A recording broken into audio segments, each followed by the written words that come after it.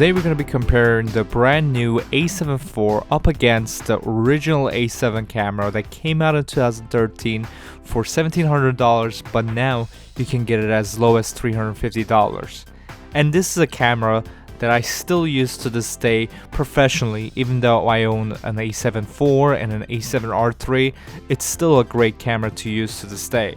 So why do I still use the A7 camera in 2022 when I have better cameras at my disposal? First of all, when it comes to the raw sensor technology of photography cameras, I feel like in the past decade there hasn't been that many improvements. Now when it comes to the technology surrounding the sensor, there has been huge improvements. First of all, the autofocus systems have improved significantly. Even when you compare something like the A7 III with the A7 IV, from going from one generation up, there's been huge differences when it comes to the autofocus technology.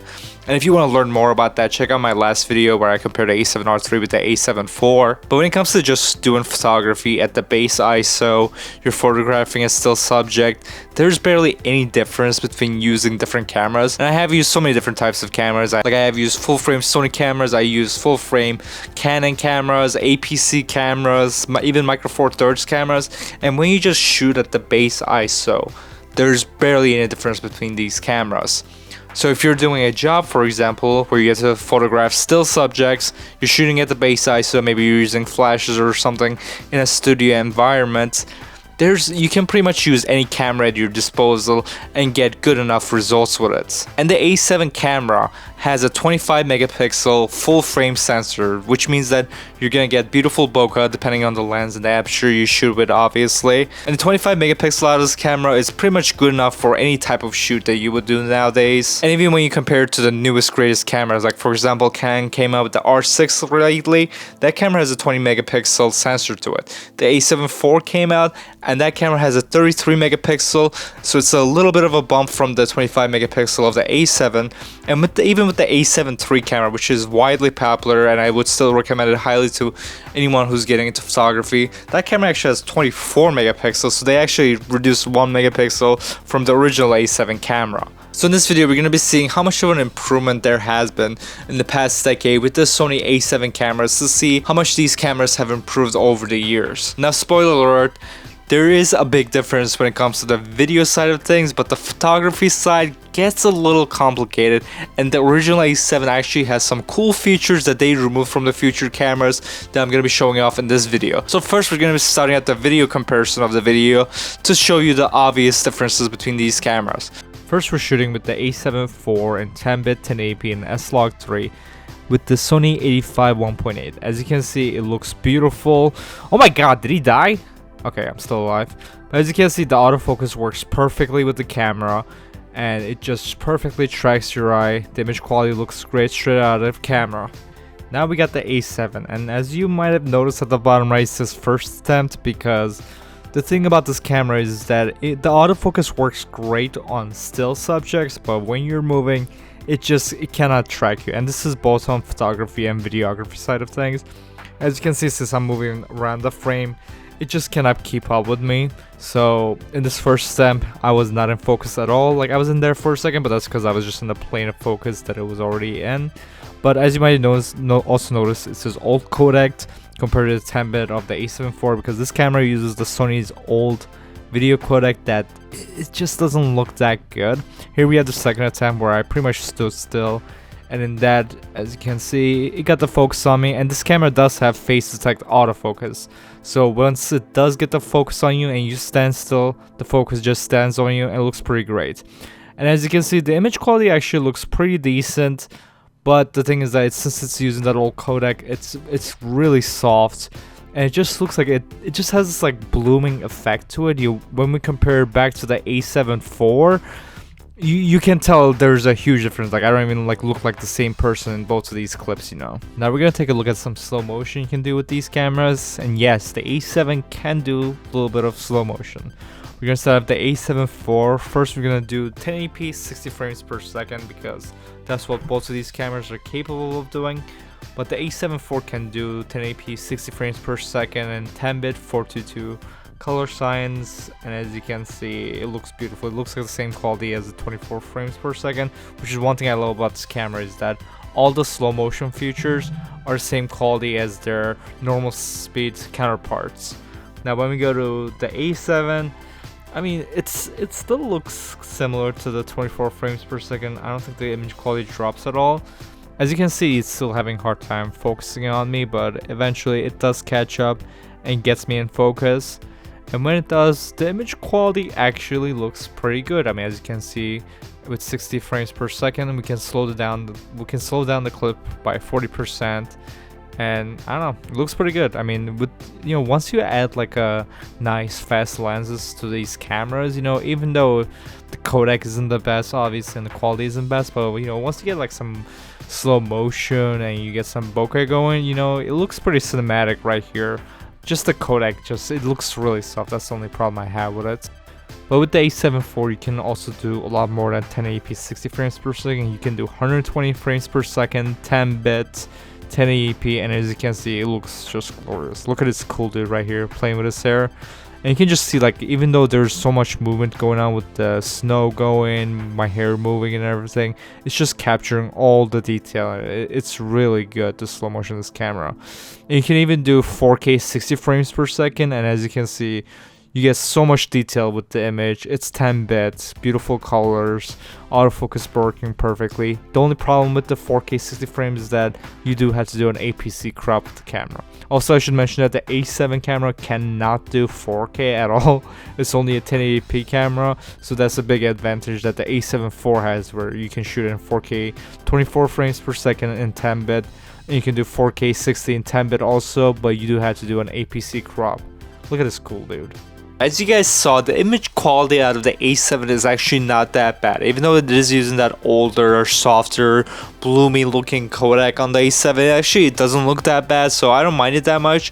And since the camera does have face detect autofocus, even though it's really slow and you can't track any like moving targets, if you're doing something like a sit down interview, or you're doing like a talking head video, it's definitely completely usable, and the image quality is good enough, especially if you pair it up with a fast lens, give it some like background blur. Most people will just see that image and be like, oh, this looks like great, cinematic footage. So honestly, the image quality is very usable, but again, if you compare it next to the A7 IV, obviously it's not gonna look as good, because A7 IV is the newest, greatest DSLR video camera out there right now, so obviously the image quality is going to be significantly better. But the A7 is still a good camera for video, in my opinion, even to this day.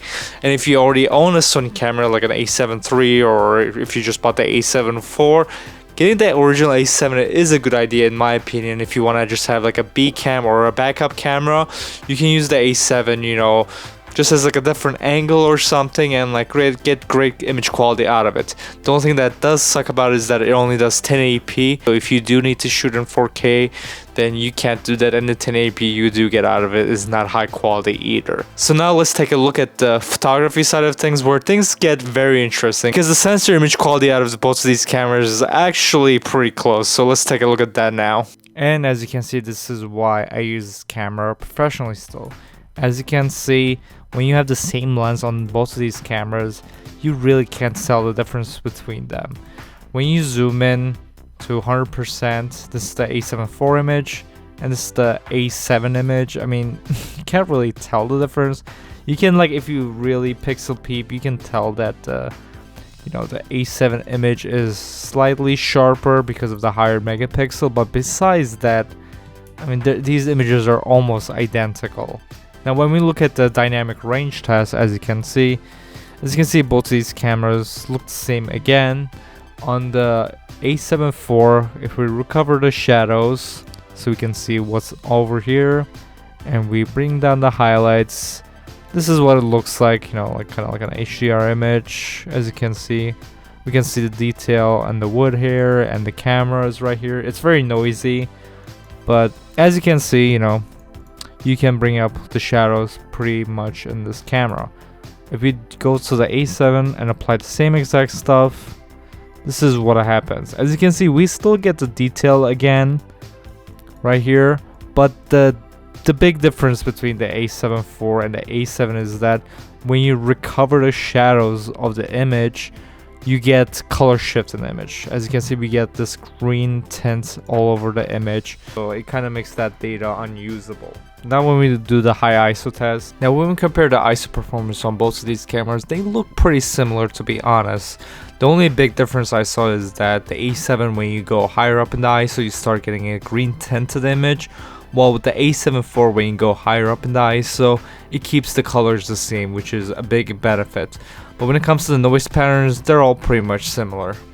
And here, as you can see, the noise patterns are very similar. Maybe the A7 IV is like a stop better, but the big difference is the color tinge. This was a white wall on the right, and on the A7 image it's greenish, while the A7 IV kept it white. And here's a little trick that A7 can do. As you can see on the left, we had the original A7 at 6400 ISO, and it's a lot cleaner than the A7 IV on the right. It's because the A7 IV has this feature called multi-frame noise reduction, where you can pretty much take multiple pictures within the camera and then combines those pictures and gives you a cleaner image. Now I can only do this in JPEG, and the results are it's usually a little blurry looking, so it's not perfect, but this is a technology that modern cell phones use in order to get clean images, where, you know, when you try to take a picture with your iPhone, it'll tell you to hold for like a second or two if you're in low light situations, because your phone is taking multiple images and then combining them inside the phone to give you a clean result, which this camera can do, but they removed this feature in the older cameras for some reason. I wish they kept it for the newer cameras, because with the better processors and algorithms we have nowadays, you could get so much better looking images in low light situations. This camera also has built-in panorama, so you can just move your camera from left and right and you get a JPEG file of a panoramic view. This is something they removed from the older cameras. Another thing they removed is the Play Memories camera app, which pretty much allowed you to download apps onto your camera just like how you would do it with your phone, and it allows you to get different function on your camera. Like for example, the A7 1 and 2 cameras did not have a built-in time-lapse option, but you could pay $10 and get an app that let you do it. So if there was any function that you wanted on your camera and didn't have it, there was probably an app for it that you could download for it. So this is the original A7 camera, perfect for doing photography then. And thing is that no, if you're doing stills photography, it's pretty good, and I use it all the time for professional work. If I'm doing any contract work where I have to take a bunch of pictures and the pictures just have to be good enough, like I like to call these JPEG shoots, where the client just wants JPEGs that they don't want to edit that much. For those type of stuff, like a camera like this is perfectly fine, honestly. But the thing about this camera is that the autofocus on it is pretty terrible. If you're shooting a still subject, then it's fine, it's pretty accurate. But if there's any movement, like if you're doing sports, wildlife, if you're trying to shoot weddings, then I would not recommend this camera at all, because the autofocus cannot track at all on it. And the body of the camera is very cheaply made also. Like as you can see, like you can see how it's like shining with the light. That's because it's just made out of like cheap plastic. Like, well, if you compare it to like the newer A7 IV or even like the A7 III cameras, those cameras are built pretty well and they feel nice in the hand, especially the A7 IV. Like it feels really premium in the hand, and this camera, and it feels very cheap, and actually it's kind of a good thing in the sense that this is like the smallest A7 camera ever made. Like if you put it side by side with the A7 IV, this is a lot smaller, and it's also very light also. So this is a great camera to just throw in your backpack and just have it as a backup, you know, just in case if your main camera explodes or something. Like this camera is pretty good for that type of situations. And also I travel a lot for work. A lot of times I'm traveling to New York City and it takes me like an hour to get there, and then while I'm like walking around in my backpack, I don't want to have a big bulky setup, so a lot of times I'll just bring this and like a zoom lens, and then I can do a lot of my jobs that way. So another thing that sucks about this camera is that it uses the older Sony batteries that are a lot weaker. The newer batteries get more than double the battery life, so they're a lot more efficient. Especially if you use a battery group, you get so much more performance out of those batteries. And since the camera body is a lot smaller, it's just not comfortable in the hands. Like when you're holding this camera, you kind of have to have like a little claw grip going on, which is just not comfortable in the hand. So I would recommend getting yourself one of those like cheap third-party battery grips for this camera that you can get for like around $40-50. So that's something I would definitely recommend if you're thinking about getting this camera. So yes, in the end, both of these cameras are obviously great cameras. When it comes to doing videography, A7 IV is a lot better. It gives you so many more professional tools, codecs to use, and it is going to make a significant difference in your videography work. So if you're a videographer, I would definitely recommend the A7 IV over the original A7 camera. When it comes to photography, honestly, if you're shooting still subjects, even if you're shooting models or something, as long as you're posing the models and everything, like this original A7 still does a really good job. So I would definitely recommend this camera as either as like a B cam or a backup camera for you. And if you're someone that's just starting out in photography and you want to get into the Sony photography cameras, then I would definitely recommend this camera. It still holds up very well to this day. And when I did comparison photos between this camera and the A7 IV, like you can't even tell the difference, especially when you're shooting at the base ISO. Now the images, the colors do look better on the A7 IV, and there's a little bit more dynamic range. But honestly, the main difference between this camera and the A7 IV is going to be the autofocus. So if you don't really need tracking autofocus, then you'll just be fine with just using the A7 camera. So anyways guys, thanks for watching this video. Hopefully you enjoyed it. This was just a video, I just want to see how far did Sony come with their original A7 camera, which revolutionized the mirrorless world, to show that you don't need to get yourself a big bulky DSLR camera. You can get yourself a smaller mirrorless camera that you can take images that are good as what the big DSLR cameras can do. And at the time, the autofocus was not on par at all with what the DSLR cameras were doing. But nowadays, this camera right here is the reason why all these cameras, Canon and Nikon, are going mirrorless. This is because of what this camera has started. But anyways guys, thanks for watching this video again. I make videos almost every day, so make sure to subscribe to my channel. If you want to learn more about cameras and camera gear, that's the main stuff I focus on. So make sure to subscribe to the channel, and I'll see you guys in the next video. Goodbye.